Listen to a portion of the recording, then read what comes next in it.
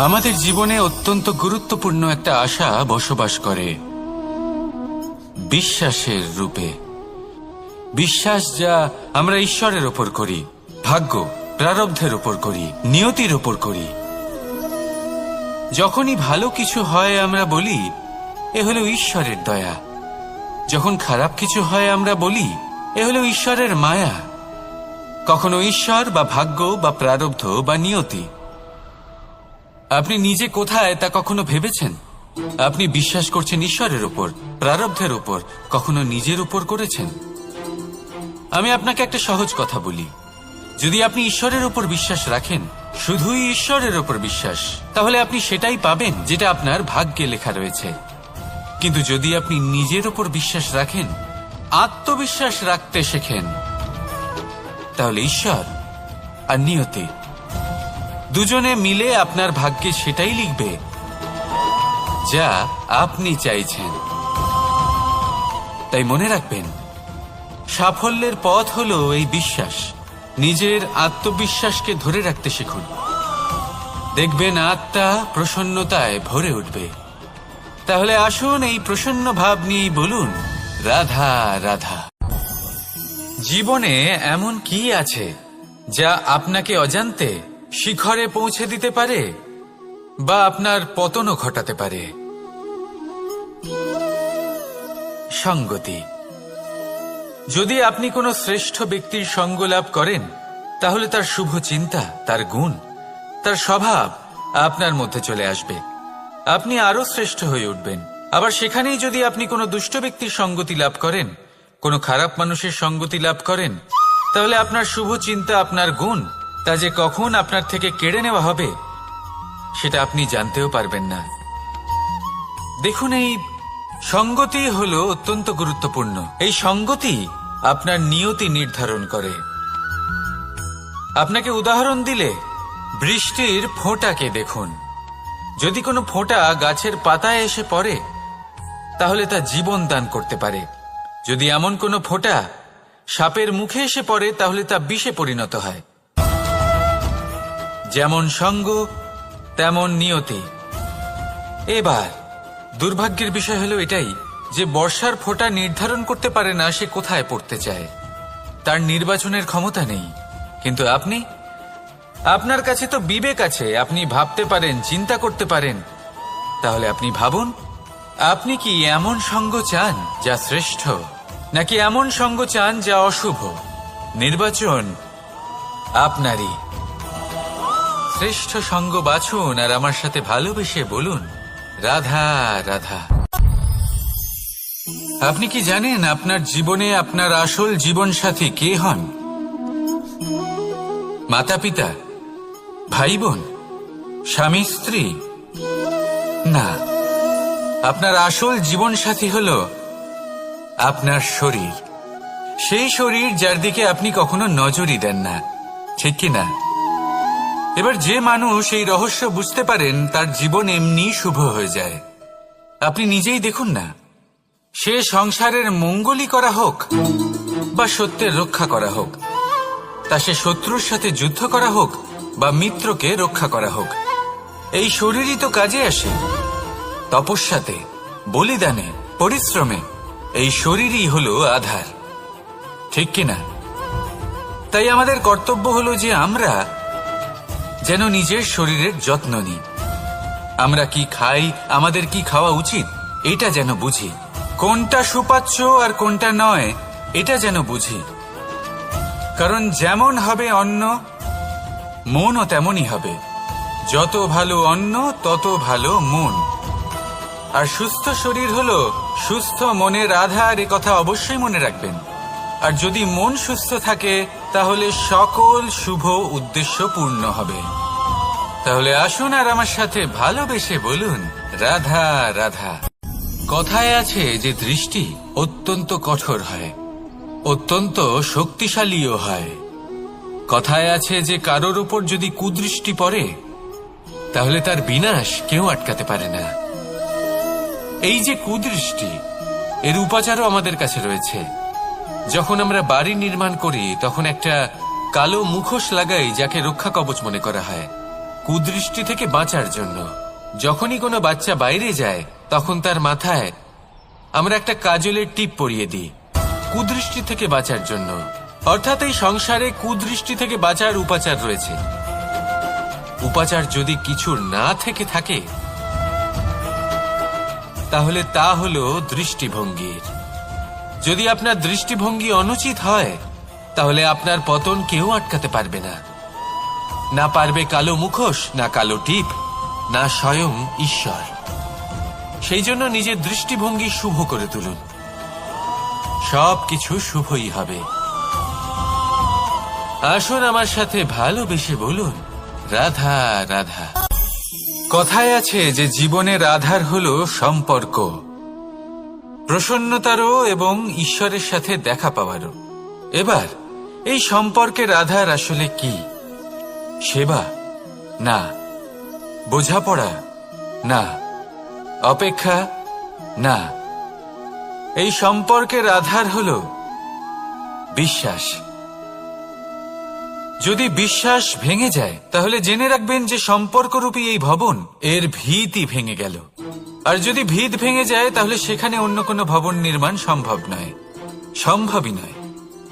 এই সমস্ত সম্পর্কের বিশ্ব বিশ্বাসে বসবাস করে। এই বিশ্বাস হলো অত্যন্ত গুরুত্বপূর্ণ। এই বিশ্বাসের জোরেই আমি আর রাধা কোনো সাংসারিক বন্ধনে আবদ্ধ না হয়েও এক অত্যন্ত দৈব অলৌকিক বন্ধনে আবদ্ধ। এ হলো বিশ্বাস যার দ্বারা 11 অক্ষৌহিনী সেনার সামনে অর্জুন দাঁড়িয়েছিল এবং জয়ী হয়েছিল। এই বিশ্বাস হলো অত্যন্ত গুরুত্বপূর্ণ, তাই বিশ্বাস করতে শিখুন, বিশ্বাস দিতে শিখুন, বিশ্বাস পালন করতে শিখুন। আর আমার সাথে ভালোবেসে বলুন, রাধা রাধা।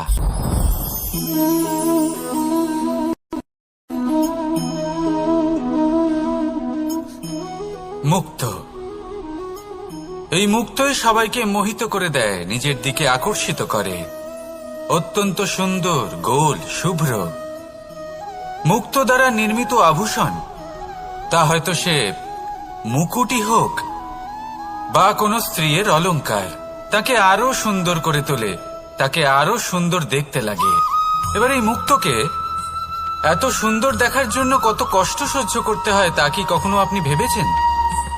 এই মুক্ত ঝিনুক থেকে বের করা হয়, ঝিনুক যা কিনা সমুদ্রের তলদেশে থাকে। ওকে কত কষ্ট সহ্য করতে হয়, জলের চাপ সহ্য করতে হয়, সমুদ্রের স্রোত সহ্য করতে হয়। এই ঝিনুককে এত কষ্ট সহ্য করতে হয়, এই মুক্তকে এত কষ্ট সহ্য করতে হয়, তারপরে এর রূপ এত সুন্দর হয়। যদি আপনিও আপনার পরিশ্রমের সৌন্দর্য, নিজের পরাক্রমের সৌন্দর্য এই সংসারে প্রকাশিত করতে চান তাহলে আপনাকেও কষ্ট সহ্য করতেই হবে। তাই জীবনে যখনই সংকট আসবে, বিপদ আসবে, সমস্যা আসবে, তখন একে সুযোগ হিসেবে গ্রহণ করুন। কারণ এই বিপদের সাথেই লড়াই করে আপনি মুক্তর মতোই পরিশুদ্ধ হয়ে উঠবেন। তাহলে আসুন আর আমার সাথে ভালোবেসে বলুন, রাধা রাধা। এই সংসার অত্যন্ত বিচিত্র এক স্থান। এ সত্য খুঁজতে থাকে, আর সত্য খুঁজে পেলেই তা প্রমাণ করতে চায়। সে চায় তার প্রমাণ পেতে, সাক্ষী পেতে চায়। সেক্ষেত্রে আমাকে বলুন যে সত্য কি করতে পারে? সেই ব্যক্তি যে সত্যকে ধরে আছে সে কি করবে? কিছুই নয়, কিছু করার প্রয়োজনই নেই, শুধু তাতে টিকে থাকতে হবে। সেই হিমালয়ের মতো যা আজ পর্যন্ত টিকে রয়েছে। যদি আপনি সত্যবাদী হন তাহলে আপনার কিচ্ছু প্রমাণ করার কোনো প্রয়োজন নেই। যদি প্রয়োজন থাকে তাহলে সত্যের সাথে টিকে থাকার। এই সময় নিজে সাক্ষী হবে, নিজে প্রমাণ দেবে। এই নিয়তি স্বয়ং প্রমাণিত করবে যে আপনি সত্যবাদী ছিলেন, আপনি সত্যের পথে ছিলেন। তাহলে আসুন আর আমার সাথে ভালোবেসে বলুন, রাধা রাধা। ঈশ্বর আমাদের হাত প্রদান করেছেন। হাত যা জড়ো করা হয় প্রণাম করার জন্য, ঊর্ধ্বগামী হয় প্রার্থনার জন্য। এই হাত যার দ্বারা আমরা খাবার খাই, ফসল উৎপাদন করি। কিন্তু এই হাতের দ্বারা সবথেকে শ্রেষ্ঠ কাজ কি হতে পারে? সেবা। আগে হ্যাঁ, সেই হাত যা সামনে এগিয়ে আসে সেবা করার জন্য, যে সেবা করে তাদের যারা দুঃখে থাকেন, নিরাশ হয়ে থাকেন, যারা সেবা করেন তাদের যারা কিনা দরিদ্র, সেই হাত হলো সব থেকে অধিক মহান। ঈশ্বরকে দীনবন্ধু বলা হয়ে থাকে, কারণ যারা দুঃখী হন, নিরাশ হন, দরিদ্র হন, ঈশ্বর তাদের সাহায্য করেন, তাদের সহায়ক হন, তাদের মধ্যে ঈশ্বর বাস করেন। তাই আপনারা যদি এটাই করেন, যারা দুঃখে আছেন, নিরাশ হয়ে আছেন, যাদের সাহায্যের প্রয়োজন রয়েছে, যদি আপনি তাদের সাহায্য করেন, তাহলে আপনি এমন এক চৈতন্য লাভ করবেন যে আপনি তৃপ্ত হয়ে উঠবেন। তাহলে সবার সেবা করুন আর আমার সাথে ভালোবেসে বলুন, রাধা রাধা। ভয়। জীবনে আমরা কোন কোন বিষয়ে ভয় পাই? কোনো মানুষকে হারানোর ভয়, কোনো মানুষ, কোনো সম্পর্ককে হারানোর ভয়, অর্থহানির ভয়, সময়হানির ভয়। এবার বিষয়টা হলো, এই ভয় কখনো আমাদের কোনো লাভ করে না। এটা সবসময় আমাদের পিছনে ঠেলে আর নিচু স্তরে নামিয়ে দেয়, কখনোই আমাদের উত্থানের কারণ হয় না। তাই জীবনে যদি কোনো ভয়ের কারণ থাকতেই হয়, তা শুধুই এটা যে মানুষের কথা ভাবতে ভাবতে, সম্পর্কগুলিকে হারানোর ভয়, মানুষকে হারানোর ভয়, সবার মন রাখতে রাখতে আপনি যেন নিজেকে, নিজের ভাবনা চিন্তাকে না হারিয়ে ফেলেন। যদি এরকম হয়, যদি সকলের মন রাখতে রাখতে আপনি নিজেই নিজেকে হারিয়ে ফেলেন, নিজের ভাবনা, নিজের লক্ষ্য, নিজের মন্তব্যকে হারিয়ে ফেলেন, তাহলে সংসারে যতই যাই হয়ে যাক না কেন, প্রসন্নতা লাভ করবেন না। তাই রক্ষা তাকেই করুন যে আপনাকে রক্ষা করে, আপনার মানসিকতা, আপনার ব্যক্তিত্ব, আপনার লক্ষ্যকে রক্ষা করে। আর যদি কোনো বিষয় ভীত হতে হয়, তবে আপনি যেন নিজের উদ্দেশ্যের থেকে দূরে না চলে যান। তাহলে আসুন আর আমার সাথে ভালোবেসে বলুন, রাধা রাধা। সময় একটু একটু করে কেটে যায়, একটু একটু করে নিকটে আসে। খুব অদ্ভুত ব্যাপার। এই সময় প্রতিকূল হলেও একটু একটু করে কেটে যায়। এই সময় যদি ভালো হয়, তাহলে একটু একটু করে নিকটে আসে। অনুচিত তখনই হয় যখন আমরা নিজেদের অসফলতার জন্য সময়কে দোষ দিই, কিন্তু আসলে তেমনটা হয় না। আপনার পরিশ্রম আর প্রয়াস দ্বারাই আপনি সাফল্য লাভ করবেন, সময়ের দ্বারা নয়। যদি এই সাফল্য একটা সুন্দর ভবন হয়, তাহলে সময় হলো তার দেওয়ালের রং, যা সময়ের সাথে বদলাবে, সময়ের সাথে ফিকেও হয়ে যাবে। কিন্তু সাফল্যের এই ভবন আপনাকেই নির্মাণ করতে হবে, আপনার পরিশ্রমের ইট দ্বারা এবং প্রয়াসের চুনসুরকি দ্বারা। তাই পরিশ্রম আর প্রয়াস করতে থাকুন, সাফল্য আপনি অবশ্যই পাবেন। সময় যদি আজ ভালো না হয়, তাহলে কাল অবশ্যই হবে। প্রয়াস করতে থাকুন আর আমার সাথে ভালোবেসে বলুন, রাধা রাধা। এ হলো গোলাপ ফুল। একে আমরা সকলেই চিনি। সমগ্র সংসার ভালোবাসে এই পুষ্পকে। এই ফুল দেখতেও সুন্দর। সবথেকে বেশি গুরুত্বপূর্ণ কথা হলো এর সুগন্ধ, যা দূর দূরান্ত থেকে ব্যক্তিদেরকে আকৃষ্ট করে। এই সুন্দর পুষ্প একটু মন দিয়ে দেখলেই দেখা যায় এর নিচে কাঁটা রয়েছে। এই সংসার বলে, এ প্রকৃতির কেমন রচনা, এত কোমল পুষ্প, এটা কি তীক্ষ্ণ কাঁটা সহ প্রস্ফুটিত হয়? এটাই হলো জীবনের সত্য। আমাদের অন্তরের সদ্গুণ, সেগুলিও এই ফুলের মতোই সুন্দর। সংসার এর সৌন্দর্য দেখতে পায়, এর সুগন্ধ চতুর্দিকে ছড়িয়ে পড়ে। কিন্তু এই সদ্গুণ জাগ্রত করে তোলার জন্য কঠোর পরিশ্রম করতে হয়, প্রতিনিয়ত চেষ্টা করে যেতে হয়। তাই জন্য যদি আপনি জানেন আপনার পথ উচিত, কিন্তু তা কাঁটায় পরিপূর্ণ, তাহলে থামবেন না, চলতে থাকুন। একবার যদি অন্তরের সদ্গুণ জাগ্রত হয়, তাহলে এই সংসার এর সৌন্দর্য দেখবে, আর সুগন্ধে আকর্ষিত হয়ে আপনার কাছে আসবে। এই মন, এই জীবন প্রসন্ন হয়ে বলবে, রাধা রাধা।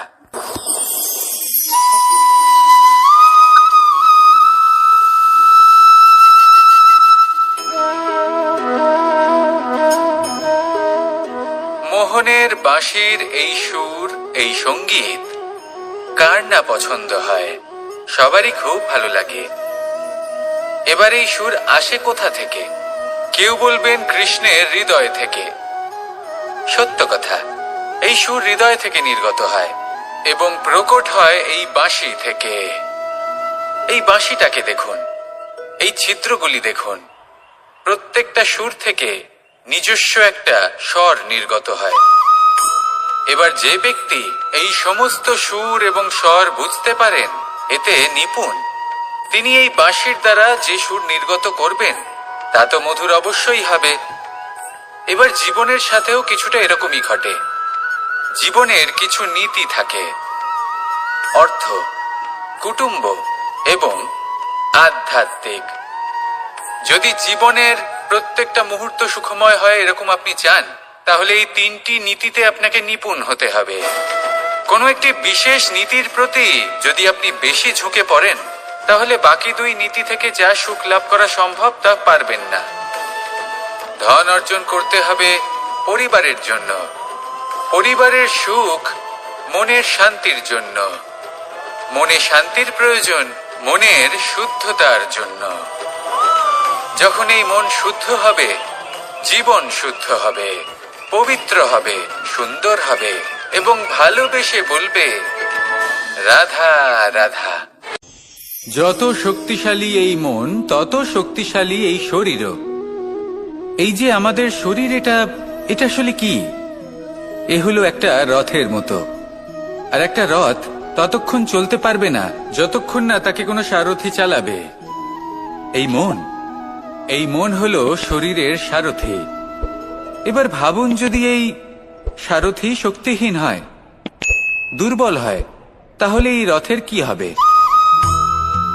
এটা উচিত পথে চলতে পারবে না, উচিত গতিতে চলতে পারবে না, মন মতো স্থানে এটা পৌঁছতেও পারবে না। সেই জন্য মনের শক্তি অত্যন্ত প্রয়োজনীয়। এবার মনের শক্তি আমরা কোথা থেকে লাভ করি? দৃঢ়তার শক্তি থেকে। এবার এই শক্তি আমরা কিভাবে বাড়াতে পারি? আমরা প্রতিদিন কিছু নতুন স্থির করি, কিছু ছোট কিছু বড়। আর যেই আমরা নতুন কিছু পূর্ণ করি, আমাদের মনের শক্তি বেড়ে যায়। আর যদি পূর্ণ না করতে পারি, মনের শক্তি কমে যায়। একটা দেওয়ালের মতো ছোট ছোট ছোট ছোট শিলা আমরা একটার পর একটা স্থাপন করে একটা দেওয়াল তৈরি করি। এতগুলো পাথর যখন একত্রিত হয়ে যায়, তখন এমন এক দেওয়াল তৈরি হয় যাকে ভাঙা প্রায় অসম্ভব হয়ে দাঁড়ায়। সেরকমই হয় মন এবং দৃঢ়তা। ছোট ছোট কাজ করে নিজের লক্ষ্য পূর্ণ করুন। এই লক্ষ্য যদি পূর্ণ হয়, তবে মনের শক্তি বাড়বে। কিছুটা এইভাবে যে যত বড়ই বিপদ আসুক না কেন, সেই বিপদ নিজে হার মেনে নেবে, কিন্তু আপনার মন ততটাই শক্তিশালী থাকবে। তাই মনের শক্তি বাড়াতে থাকুন, যাতে আপনি উচিত পথে চলতে পারেন, উচিত গতিতে চলেন আর মনোবাঞ্ছিত স্থানে পৌঁছতে পারেন। তবেই এই মন প্রসন্ন হয়ে বলবে, রাধা রাধা। ওমা, এ কি? আমি কখন থেকে এখানে অপেক্ষা করছি, হাত পেতে দাঁড়িয়ে রয়েছি যাতে একটা ফল আমার হাতে এসে পড়ে এবং সেটা আমি খেতে পারি। কখন থেকে অপেক্ষা করছি, কিন্তু সেটা হচ্ছেই না। এবার আপনি বলবেন যে এসব কি বলছি, এ কি অদ্ভুত কথা বলছি। যদি ফল খেতে হয় তাহলে আমাকে বৃক্ষে চড়তে হবে, ফলের কাছে পৌঁছতে হবে, তবেই তো ফল পাবো। এবারে এটা অত্যন্ত সহজ ব্যাপার, কিন্তু এই বিষয়টা আপনি নিজের জীবনের প্রসঙ্গে ভেবে দেখুন। লক্ষ্য কোথায় আছে আপনি জানেন, সেই লক্ষ্যে পৌঁছানোর পথ কি সেটাও আপনি জানেন, সেই পথে চলার ক্ষমতাও আপনার রয়েছে, কিন্তু তাও আপনি নিজের লক্ষ্য লাভ করতে পারছেন না। কেন? কারণ আপনি অপেক্ষা করছেন যে লক্ষ্য আপনার সামনে চলে আসবে, কিন্তু তা হয় না। লক্ষ্য সে যাই হোক না কেন, ধন হোক, প্রেম হোক, কোনো সম্মান হোক বা মোক্ষ হোক, যদি আপনি তার দিকে অগ্রসর না হন, তাহলে ফল প্রাপ্তি অসম্ভব ব্যাপার। তা কোনোদিনই হবে না। সেই জন্য আপনার চোখের সামনে আপনি যদি নিজের লক্ষ্যকে দেখতে পান, তাহলে উঠুন এবং সেই দিকে অগ্রসর হতে শুরু করুন। নিজের অন্তরের সকল অশুভ গুণ দূর করুন, অলসতা ত্যাগ করুন, অজ্ঞানতা ত্যাগ করে দিন এবং চলতে থাকুন। অবশ্যই মনোবাঞ্ছিত ফল লাভ করতে পারবেন। মনে রাখবেন, চলতে থাকলে তবেই লক্ষ্য প্রাপ্তি হবে। অপেক্ষার দ্বারা শুধুমাত্র মৃত্যু লাভ হবে। আসুন আমার সাথে ভালোবেসে বলুন, রাধা রাধা। প্রত্যেক প্রাণী ভালোভাবে জীবন যাপন করতে চান, এটা তাদের স্বভাবে আছে এবং ভাবাটা অনুচিত নয়। কিন্তু একটা ভালো জীবনের গুরুত্বপূর্ণ অংশ কোনটা? বসবাসের স্থান, সেই স্থান যেখানে আমরা জীবন অতিবাহিত করি। এবার মানুষ ভাবতে পারেন যে একটা ভালো বাসস্থানের অর্থ কি? সেই স্থান যেখানে সহজে জল পাওয়া যায়, যেখানে শুদ্ধ বায়ু পাওয়া যায়, যেখানে আনাজ উৎপন্ন হয়। এটা জীবনযাপনের জন্য পর্যাপ্ত বটে, কিন্তু ভালো জীবন যাপনের জন্য আরো একটা কথা আপনাকে বুঝতে হবে। সাধু, জ্ঞানী, পণ্ডিত ব্যক্তি, এই সকল মহাপুরুষ, এনাদের যে বাসস্থান তা অত্যন্ত বিশেষ হয়। এখানে এক ধরনের বিশেষ ইতিবাচক শক্তি থাকে, এমন একটা স্থান যেখানে দেবতারাও বিচরণ করেন। জীবন আমরা সবাই যাপন করি, কিন্তু জীবনের উদ্দেশ্য শুধুমাত্র জীবন যাপন করা নয়। জীবনের উদ্দেশ্য হল মুক্তি লাভ করা। আর এই সকল সাধু, জ্ঞানী, পণ্ডিত ব্যক্তি, এই সকল মহাপুরুষ আপনাকে মুক্তির পথে নিয়ে যেতে পারেন।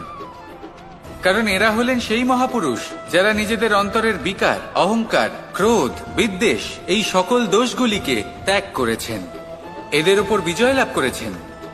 এমনই একজন ব্যক্তি আপনাকে মুক্তির পথে নিয়ে যেতে পারে। প্রয়োজন হলো শুধুই এনাদের চিনতে পারা, এদের কথা বুঝতে পারা এবং এদের দেখানো পথে চলা।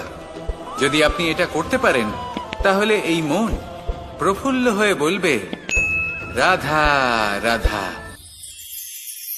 কখনো কোনো বাগানের কোনো বৃক্ষকে দেখেছেন যেখানে সুগন্ধি ফুল থাকে, রসালো ফল থাকে? তখন মন প্রফুল্ল হয়ে ওঠে, মন থেকে সেই বৃক্ষের প্রতি ভালোবাসা জন্মায়। কিন্তু যিনি বাগানের মালিক, শুধুমাত্র তিনিই জানেন যে কিভাবে এই বৃক্ষকে আগলে রাখতে হয়, কিভাবে তার পরিচর্যা করলে এতে সুন্দর সুগন্ধি ফুল হবে, রসালো ফল হবে।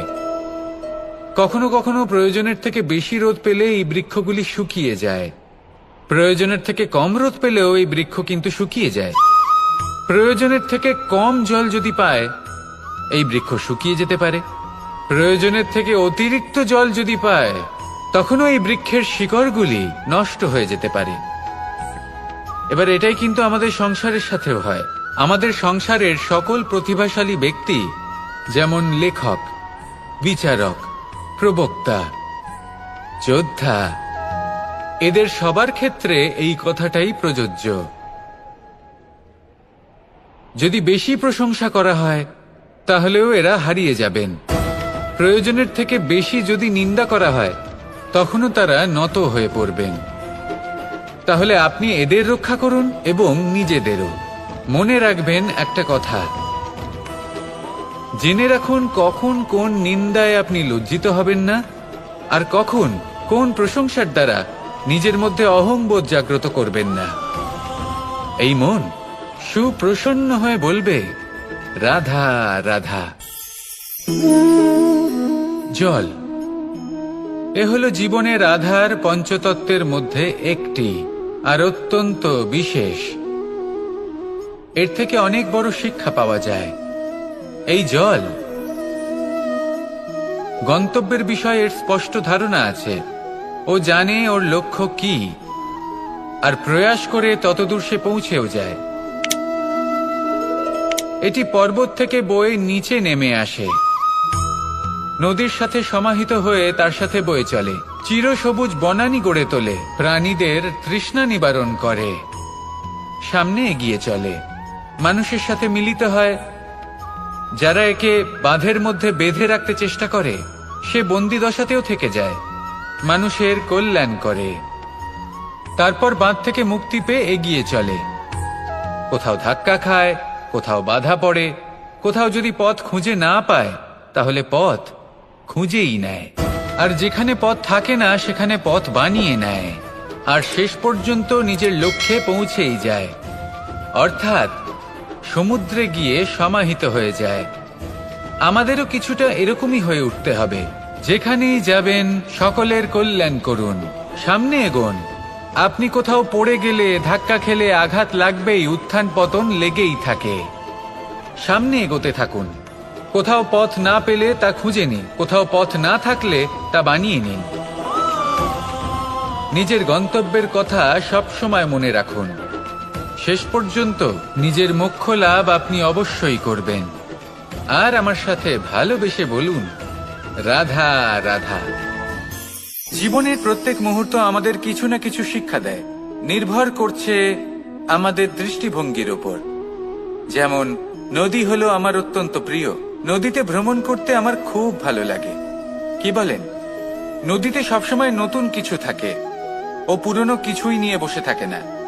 সব সময় প্রবাহমান, কখনো থামে না। ততক্ষণ থামে না যতক্ষণ না সাগরে গিয়ে সমাহিত হচ্ছে। ঠিক এইভাবেই আমাদেরও উচিত নিজের জীবন অতিবাহিত করা, নদীর মতো। প্রত্যেক মুহূর্ত নতুন, তাই সেইভাবেই জীবন যাপন করুন। পুরনো কিছুই একত্রিত করে রাখবেন না, বিগত স্মৃতির মাঝে নিজেকে হারিয়ে ফেলবেন না। এই যে বর্তমান, এই যে মুহূর্ত, সেটাই হলো সর্বশ্রেষ্ঠ। এর মাঝেই জীবন যাপন করুন। নদীর মতো প্রবাহমান হতে শিখুন। আপনি শিখে গেলে তাহলে মনে রাখবেন, আমার আপনার মাঝে বিচরণ করতে বড়ই ভালো লাগবে। যে ব্যক্তি আনন্দের সাথে জীবনের প্রত্যেকটা মুহূর্ত অতিবাহিত করে কোনো চিন্তা ছাড়াই, প্রবাহমান হয়, কখনোই থামে না, যতক্ষণ না মুক্তি লাভ করছেন, এমন ব্যক্তির মধ্যেই রাধাকৃষ্ণ বসবাস করেন। তাহলে আসুন আমার সাথে ভালোবেসে বলুন, রাধা রাধা। সূর্যের প্রকাশ, অন্ধকারকে দূর করে দেওয়া সেই মহানায়ক। এই সূর্যের প্রকাশ যখন পৃথিবীতে এসে পৌঁছয়, কি হয়? এই পৃথিবী জেগে ওঠে, প্রত্যেক প্রাণী জেগে ওঠে, মানুষ জেগে ওঠে, নিজের কর্ম করেন, জীবন যাপন করেন।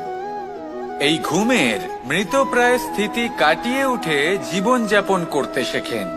এটাই হলো প্রভাব সূর্যের প্রকাশের।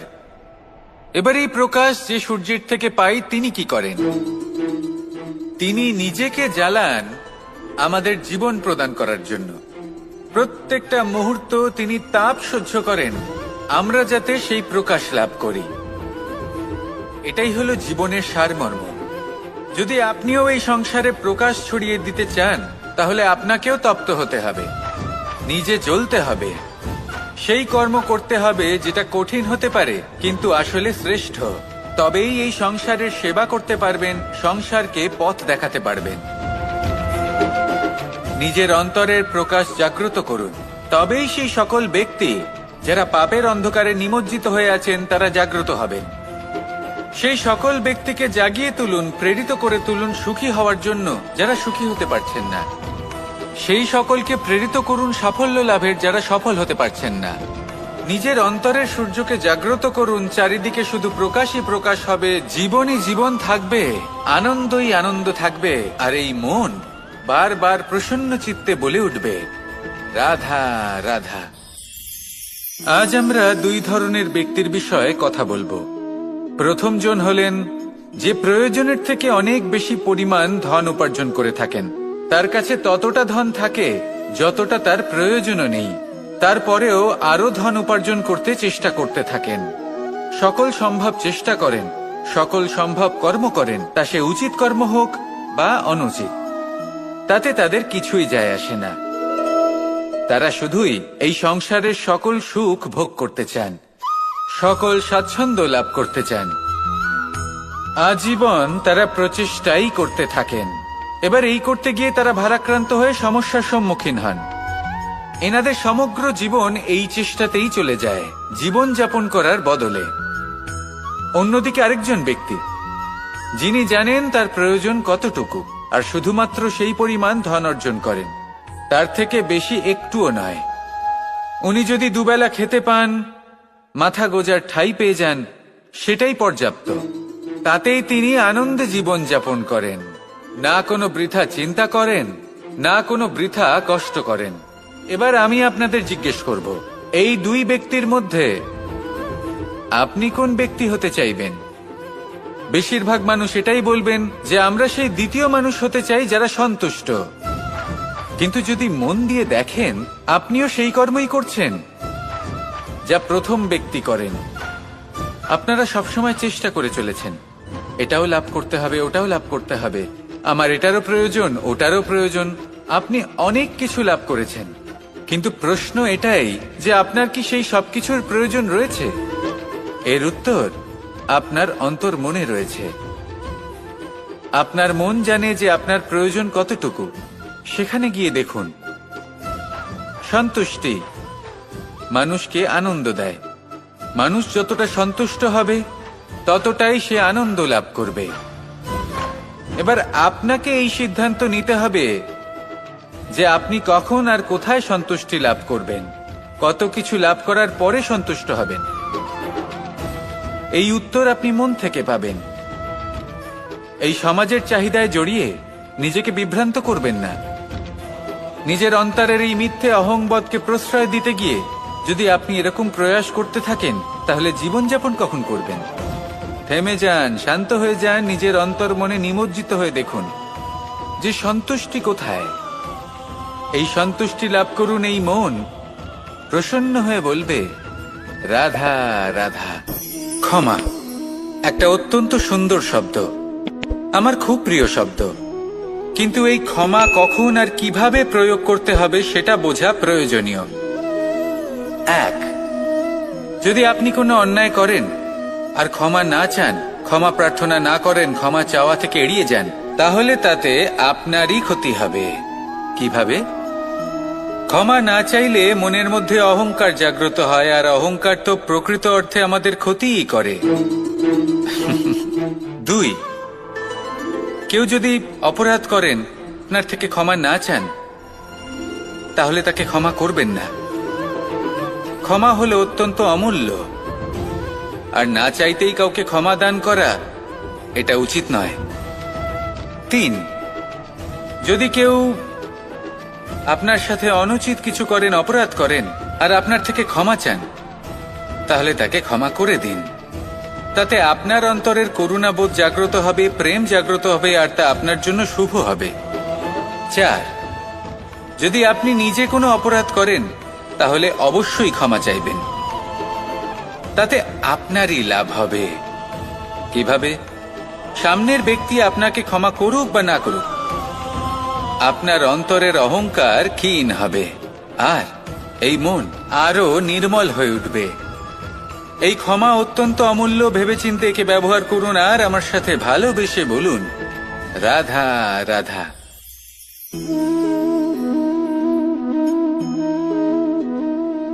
ভোজনের দ্বারাই শরীর পুষ্টি লাভ করে। ছোটবেলা থেকে আজ পর্যন্ত যাই আপনার ভোজন হয়ে থাকুক, যাই আপনার আহার হয়ে থাকুক, সেই অনুসারেই আপনার শরীর গঠিত হয়েছে। এই ভোজন অত্যন্ত গুরুত্বপূর্ণ, সেজন্য এর প্রত্যেক অংশকে বোঝা খুব আবশ্যক। প্রথম অংশ, যে আমরা কি গ্রহণ করছি, এই ভোজন কোন স্থান থেকে আসছে সেটা বুঝুন। দ্বিতীয় অংশ, ভোজন কে বানাচ্ছেন। এই ভোজন সর্বশ্রেষ্ঠ তখনই হয় যখন মাতার হাতে তৈরি করা ভোজন হয়। কিন্তু যদি মাতার তৈরি করা ভোজন আপনি প্রাপ্ত নাও করতে পারেন, তাহলে সেই ব্যক্তির ভোজন তৈরি করা উচিত যিনি সাত্ত্বিক। তৃতীয় অংশ, কোন স্থানে আপনি ভোজন গ্রহণ করছেন।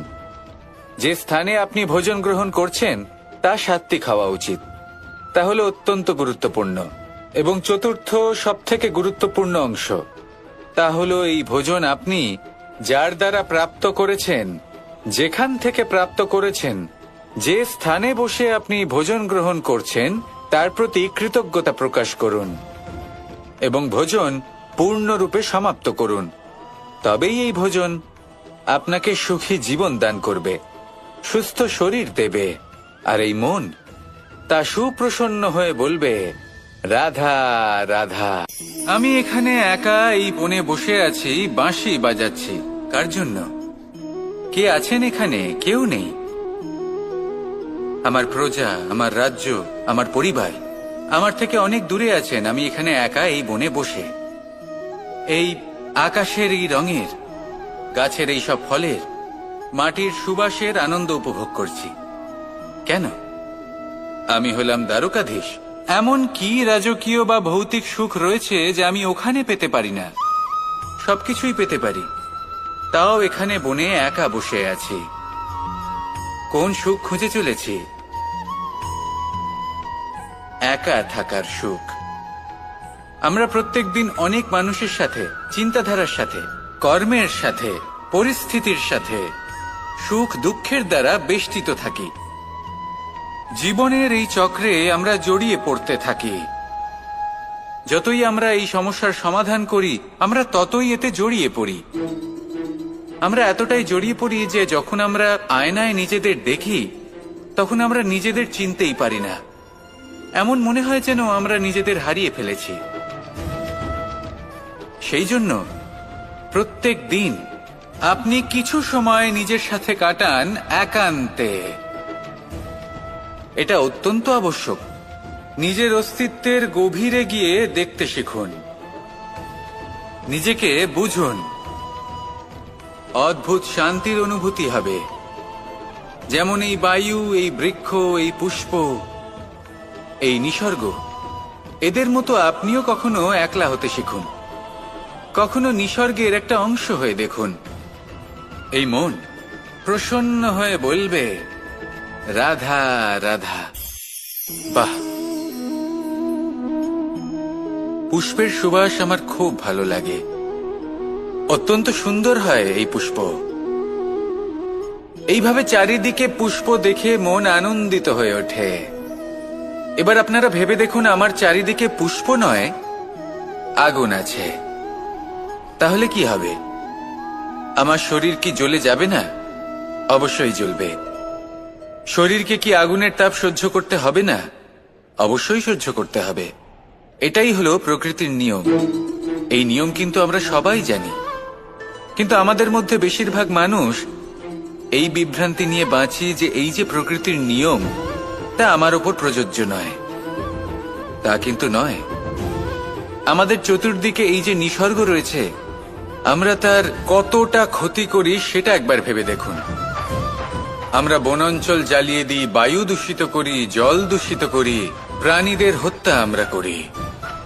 কেন? এই নিসর্গ আমরা নষ্ট করি, যদিও আমরা জানি যে আমরাও হলাম এই নিসর্গেরই অংশ। এবার দেখুন, শরীরের কোনো অংশে যদি আগুন ধরান, আস্তে আস্তে সমস্ত শরীরও জ্বলে যাবে। সেইভাবেই নিসর্গ যদি নষ্ট হয়ে যায়, তাহলে মনুষ্য জাতিও নষ্ট হয়ে যাবে। তাই এই যে নিসর্গ আপনি দেখছেন, এই পুষ্প, এই বৃক্ষ, বায়ু, জল, এদের সকলকে রক্ষা করুন, নষ্ট নয়। মনে রাখবেন, যদি নিসর্গ থাকে মানুষ থাকবে, যদি নিসর্গ থাকে তাহলেই জীবন থাকবে। আসুন আমার সাথে ভালোবেসে বলুন, রাধা রাধা। এ হলো গোলাপ ফুল। একে আমরা সকলেই চিনি। সমগ্র সংসার ভালোবাসে এই পুষ্পকে। এই ফুল দেখতেও সুন্দর। সবথেকে বেশি গুরুত্বপূর্ণ কথা হলো এর সুগন্ধ, যা দূর দূরান্ত থেকে ব্যক্তিদেরকে আকৃষ্ট করে। এই সুন্দর পুষ্প একটু মন দিয়ে দেখলেই দেখা যায় এর নিচে কাঁটা রয়েছে।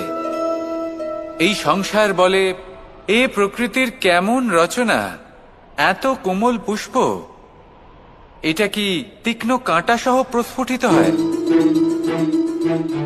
এটাই হলো জীবনের সত্য। আমাদের অন্তরের সদ্গুণ, সেগুলিও এই ফুলের মতোই সুন্দর। সংসারের সৌন্দর্য দেখতে পায়, এর সুগন্ধ চতুর্দিকে ছড়িয়ে পড়ে। কিন্তু এই সদ্গুণ জাগ্রত করে তোলার জন্য কঠোর পরিশ্রম করতে হয়, প্রতিনিয়ত চেষ্টা করে যেতে হয়। তাই জন্য যদি আপনি জানেন আপনার পথ উচিত, কিন্তু তা কাঁটায় পরিপূর্ণ, তাহলে থামবেন না, চলতে থাকুন। একবার যদি অন্তরের সদ্গুণ জাগ্রত হয়, তাহলে এই সংসার এর সৌন্দর্য দেখবে আর সুগন্ধে আকর্ষিত হয়ে আপনার কাছে আসবে। এই মন, এই জীবন প্রসন্ন হয়ে বলবে,